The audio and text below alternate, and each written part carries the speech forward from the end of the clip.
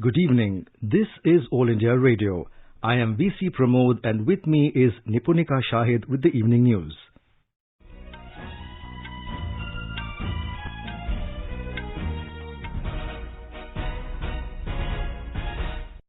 The headlines. Prime Minister Narendra Modi speaks with President of Ukraine Volodymyr Zelensky, conveys India's concern for safety and security of Indian citizens present in Ukraine. First flight from Romania with 218 Indian students from Ukraine lands in Mumbai.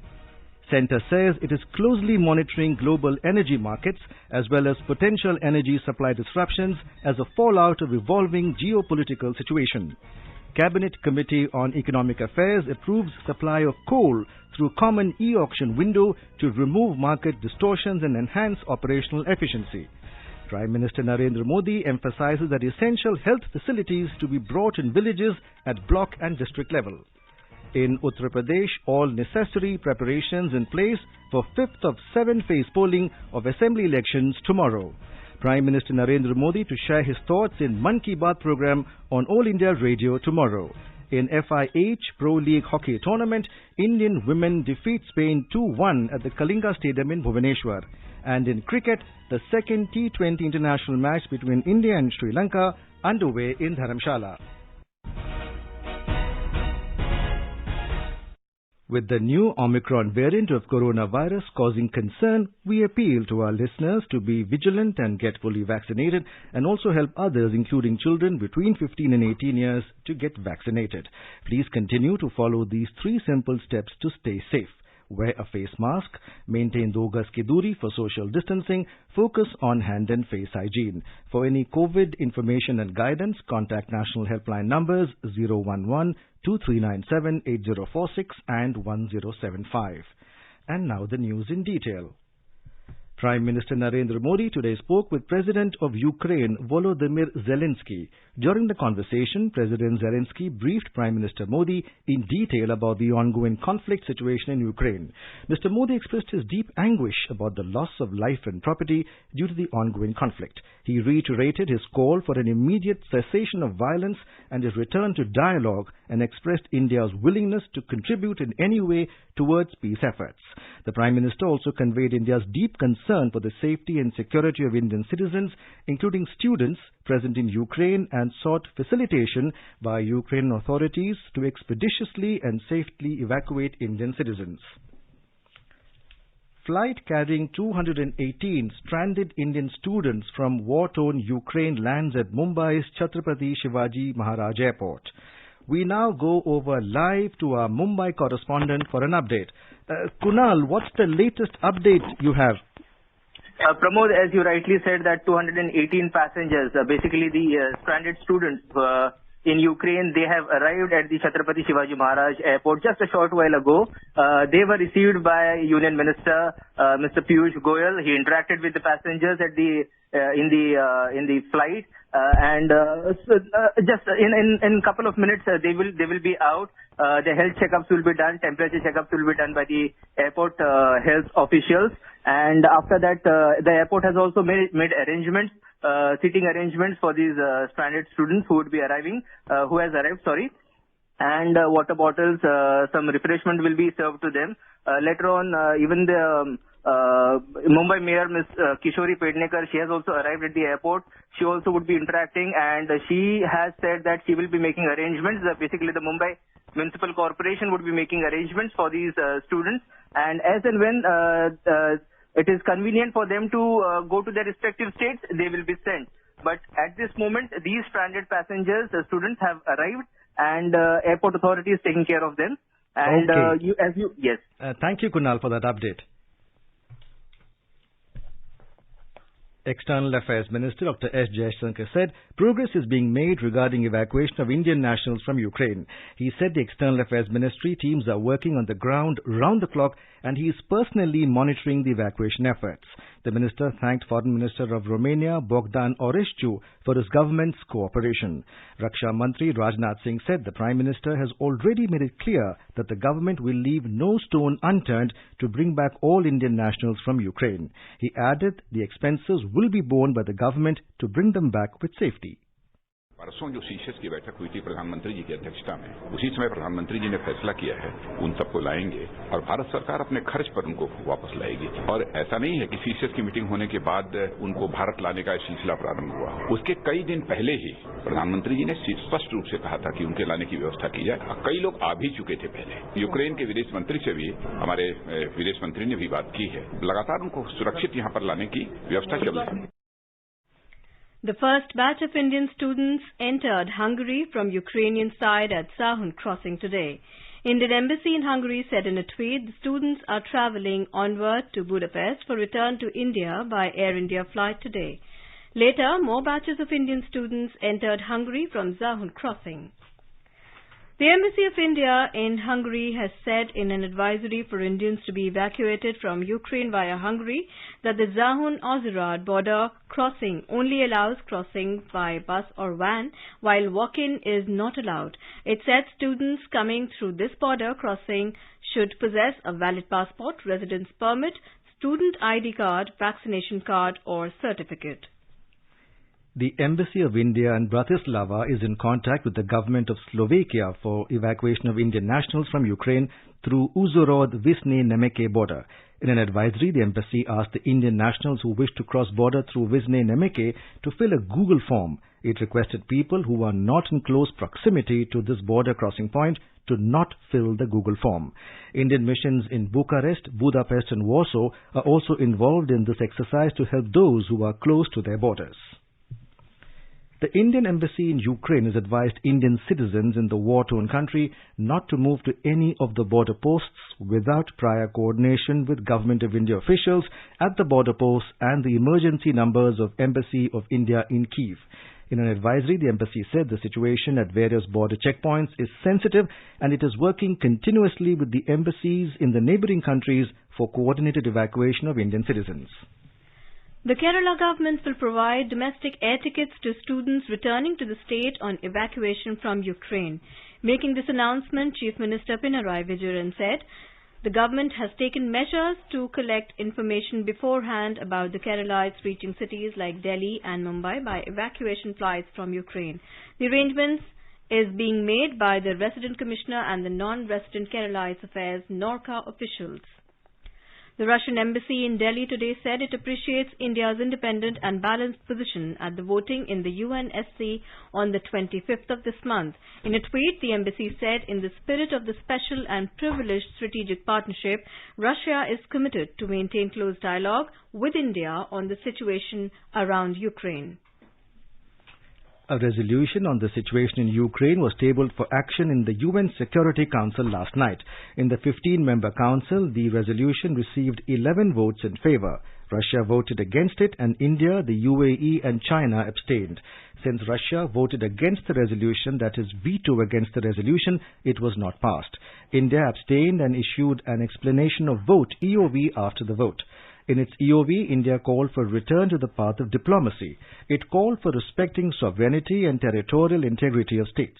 India's permanent representative to the UN, T.S. Tirumurthy, at the UNSC meeting on Ukraine said that it is a matter of regret that the path of diplomacy was given up, adding, "We must return to it." In Ukraine, Russian troops pressed towards the capital today after a night of explosions and street fighting sent Kyiv residents seeking shelter underground. However, President Volodymyr Zelensky has refused to evacuate, insisting he would stay. It was not immediately clear how far Russian troops had advanced.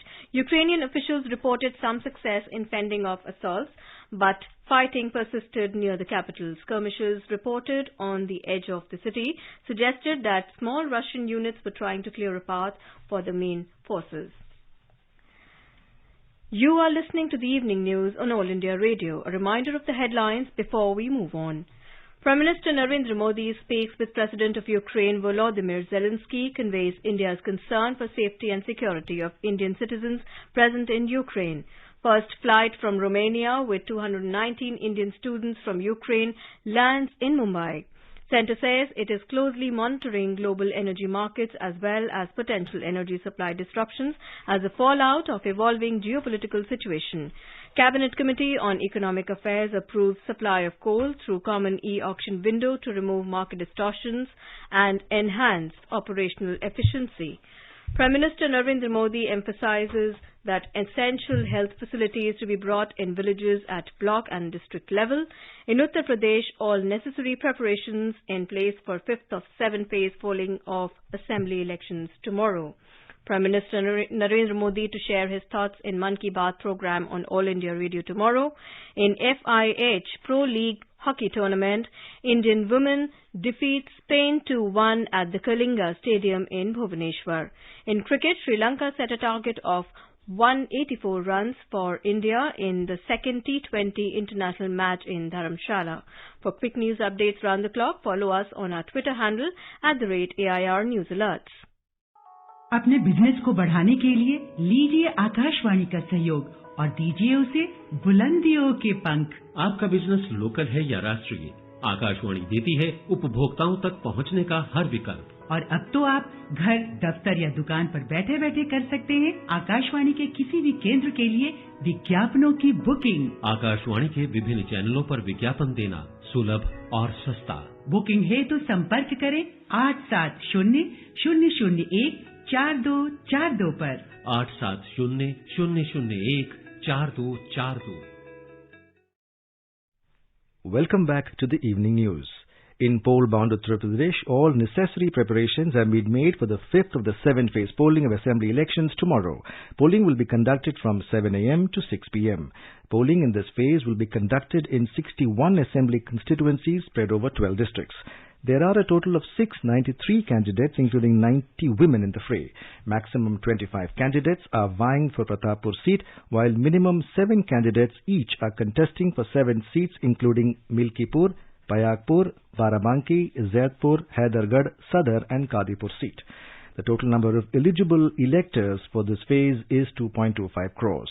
In all, 25,995 polling stations have been set up in the concerned constituencies for their convenience. The Voter Verifiable Paper Audit Trail (VVPAT) is being used along with electronic voting machine (EVM) at every polling station with a view to enhance the transparency and credibility of the election process, as VVPAT allows the voter to verify his or her vote. The arrangements have already been made to ensure availability of adequate number of EVMs and VVPATs for the smooth conduct of elections.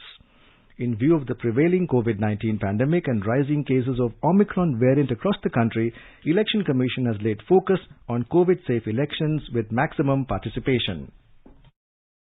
The Election Commission has decided to allow maximum 1,250 electors in a polling station. Option of postal ballot facility has been extended to the electors who are COVID-19 positive or suspect as certified by competent authority and are in home or institutional quarantine, along with those marked as persons with disabilities (PWD) and above the age of 80 years. As per the Election Commission instructions, the concerned chief electoral officers are ensuring that every polling station is equipped with assured minimum facilities. In view of the pandemic, the Commission has decided to extend the poll timing by 1 hour in all assembly constituencies. In Manipur, the election campaigning has concluded this evening at 4 o'clock and silence period has commenced for the first phase of elections. The voting for the first phase of polls for the 38 assembly constituencies of 5 electoral districts will be held on Monday. Political parties have mounted heavy campaigning on the last day of campaign to woo the voters. Here is a report.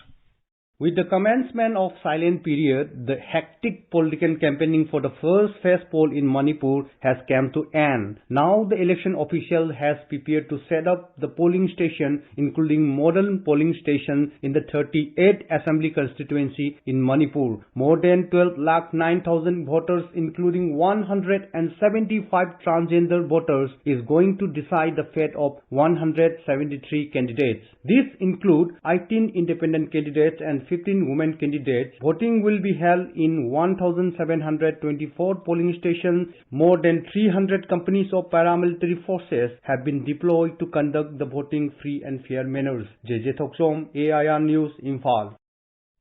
In the first phase of polls, BJP has fielded its candidates in all 38 assembly constituencies, while the Congress has fielded 35 candidates.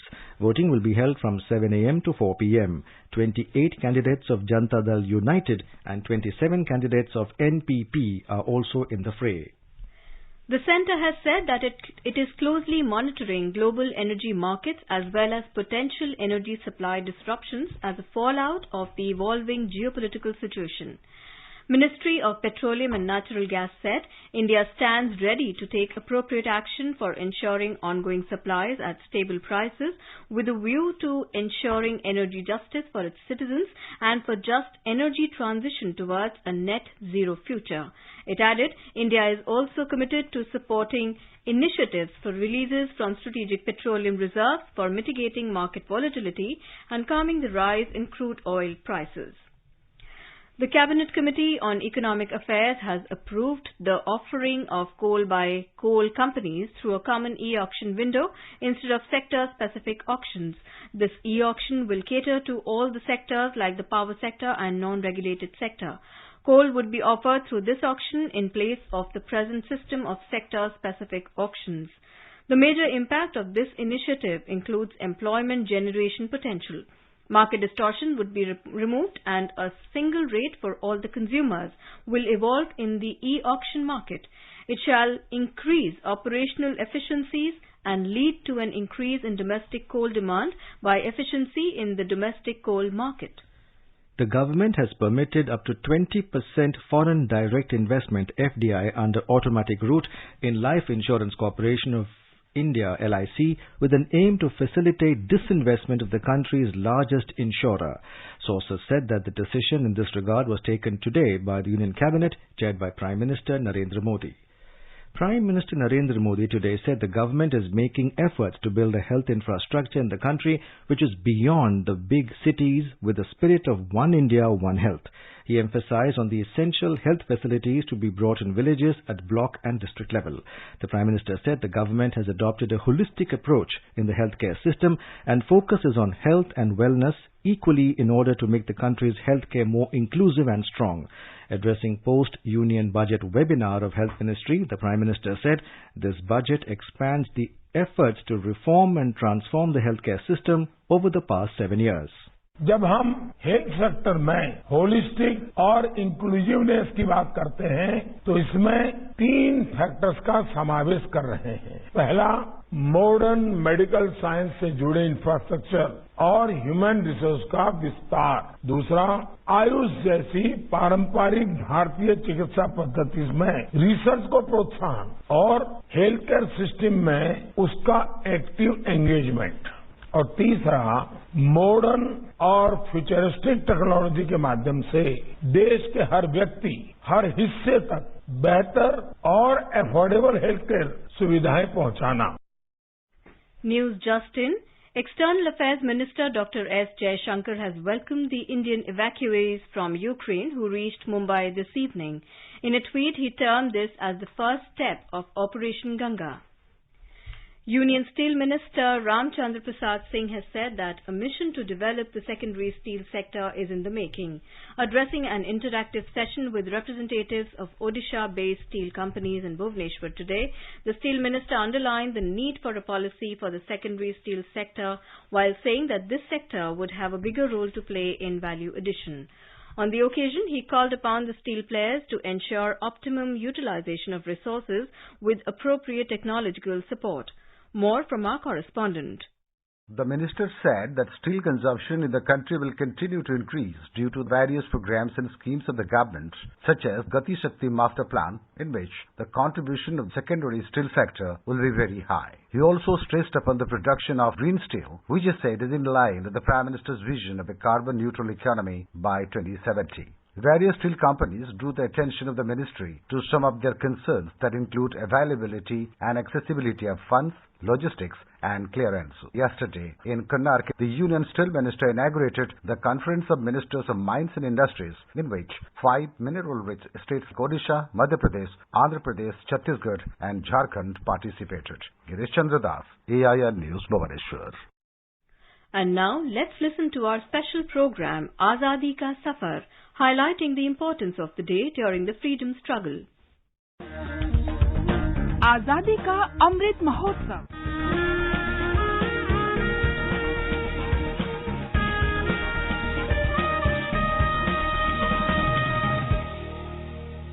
Azadi Ka Safar with AIR News. Birth of a Nation.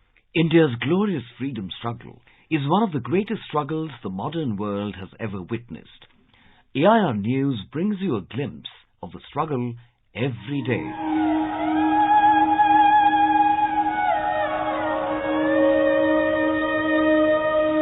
In today's episode, we remember Assamese freedom fighters Maniram Dewan and Piali Barua, who were martyred on the 26th of February 1858. The two started a revolution against the British rulers for an independent Assam.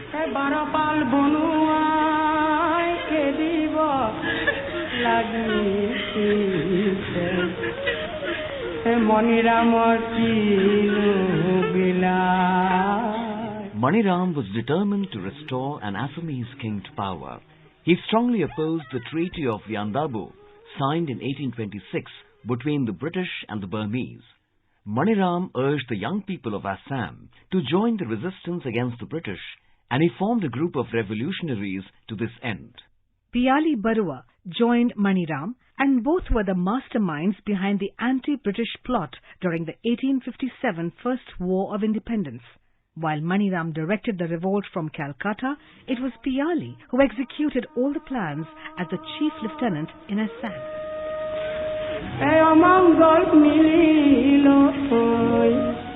Maniram saw the First War of Indian Independence in 1857 as an opportunity to restore the Ahom rule in the state.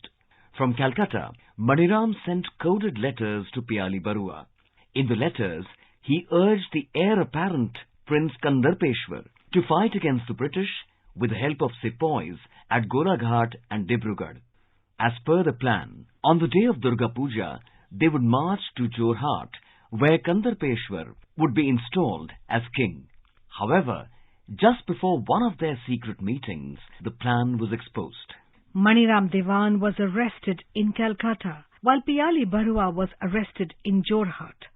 Maniram Dewan and Piali Barua were charged with treason. On the 26th of February 1858, they were both hanged by the British in public at Jorhat.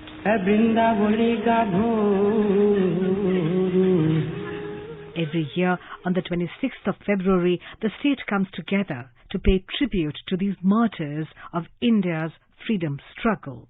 We salute the great freedom fighters. आज पापुनी पुण्य भूमि पर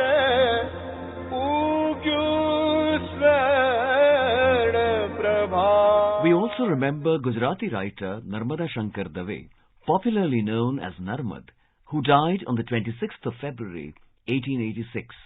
Narmad promoted nationalism and patriotism with famous songs like Sahu Chalo Jeetwa Jang and Jai Jai Garavi Gujarat, which is also now the Gujarat state anthem. Gujarat, Jaya Gujarat, Jaya Jaya Garavi Gujarat.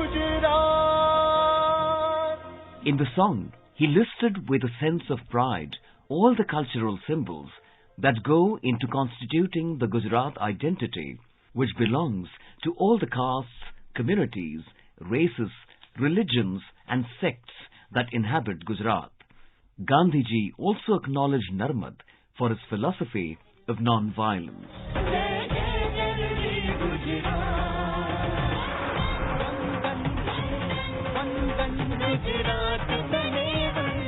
Narmad is hailed as the father of Gujarati prose. He introduced many creative forms of writing in Gujarati. Narmad dwelt not only in the realm of ideas and literature, but of social reforms as well. He campaigned against superstition and fervently pleaded for widow remarriage, a reform he practiced in his own life and demonstrated that he followed what he preached. Narmad was a strong opponent of religious fanaticism and orthodoxy. We salute the great patriot poet. We also remember martyr Ibrahim Khan, who was executed by the British on the 26th of February 1857. A resident of Malwa, Madhya Pradesh, Khan was initially a soldier in the East India Company, but joined the freedom fighters during the First War of Indian Independence in 1857. He was captured by the British troops and given capital punishment on the 26th of February 1857. We salute the great son of the soil.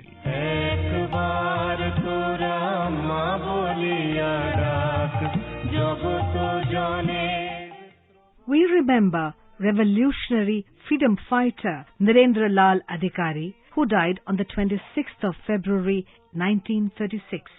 A member of the Jugantar Party, Narendra was arrested on the 23rd of May 1934 for his revolutionary activities and detained in Dhaka Central Jail.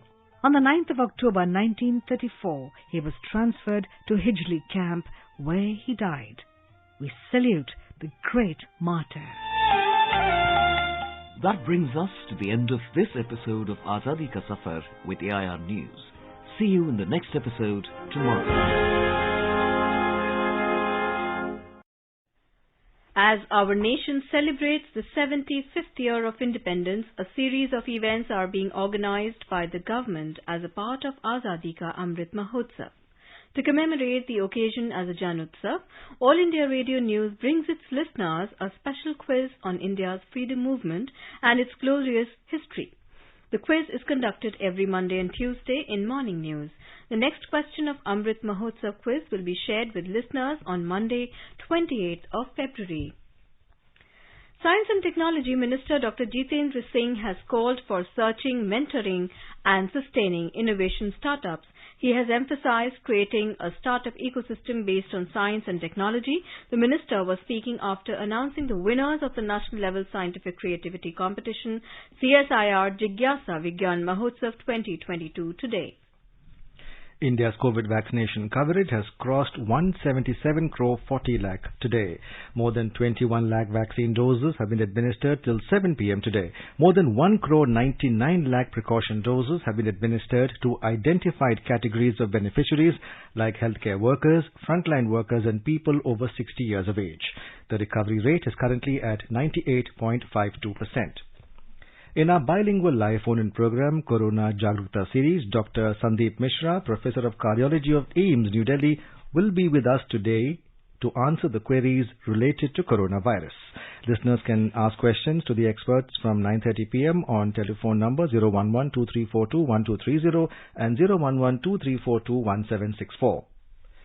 Prime Minister Narendra Modi will share his thoughts with the people in the country and abroad in the Mann Ki Baat program on All India Radio tomorrow. It will be the 86th episode of the monthly radio program. Mann Ki Baat will be broadcast on the entire network of AIR and Doordarshan, AIR News website and News on AIR mobile app. In FIH Pro League Hockey Tournament, Indian women defeated Spain 2-1 at the Kalinga Stadium in Bhubaneswar this evening. At half-time, both the teams were level with 1 goal each. For India, Jyoti and Neha scored 1 goal each. The men's match between India and Spain, which is now underway at the same venue, Spain was leading 3-1 at half-time. Harmanpreet Singh scored the goal for India. In cricket, chasing a victory target of 184 runs set by Sri Lanka, India were 9 for 1 in 1 over in the second T20 International Stadium of the 3-match series at Himachal Pradesh Cricket Association Stadium. Now let us take a look at the... And now, before we end the bulletin, the headlines once again. Prime Minister Narendra Modi speaks with President of Ukraine, Volodymyr Zelensky, conveys India's concern for safety and security of Indians present in Ukraine. First flight from Romania with 218 Indian students from Ukraine lands in Mumbai. Centre says it is closely monitoring global energy markets as well as potential energy supply disruptions as a fallout of evolving geopolitical situation. Cabinet Committee on Economic Affairs approved supply of coal through common e-auction window to remove market distortions and enhance operational efficiency. Prime Minister Narendra Modi emphasizes that essential health facilities to be brought in villages at block and district level. In Uttar Pradesh, all necessary preparations in place for 5th of 7 phase polling of assembly elections tomorrow. Prime Minister Narendra Modi to share his thoughts in Mann Ki Baat program on All India Radio tomorrow. In FIH Pro League Hockey Tournament, Indian women defeat Spain 2-1 at the Kalinga Stadium in Bhubaneswar.